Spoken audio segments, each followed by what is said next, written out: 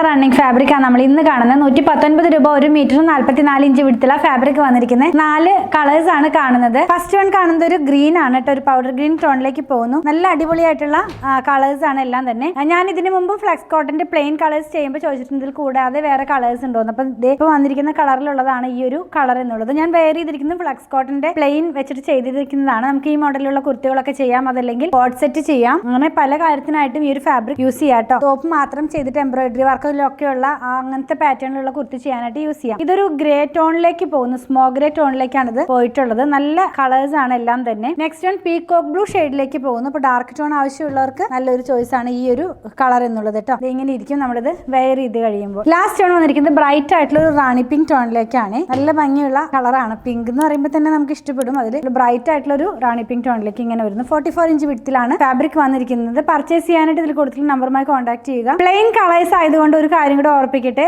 ഒരു കുറച്ച് 10 തൊട്ട് 15% വരെ കളർ വേരിയേഷൻ ഒന്ന് മനസ്സിൽ വെച്ചിട്ട് വേണം പർച്ചേസ് ചെയ്യാനായിട്ട്. നമ്മൾ ഇതിന്റെ ഒറിജിനൽ കളർ എടുക്കാൻ മാക്സിമം ട്രൈ ചെയ്യുന്നുണ്ട്. ഡിവൈസിന്റെ സെറ്റിംഗ് മൂലം ചില കളർ വേരിയേഷൻ ഒന്ന് മനസ്സിൽ വെക്കണം. കളർ വേരിയേഷൻ ചിലപ്പോൾ വന്നുകൂടായില്ല, അതുകൊണ്ടാണ് അത് പറഞ്ഞത് കേട്ടോ. കൂടുതൽ കളക്ഷൻ കണ്ട് പർച്ചേസ് ചെയ്യുന്നുള്ളവർ അങ്കമാലിയുള്ള പൂത്രൻസ് വിസിറ്റ് ചെയ്താൽ മതി.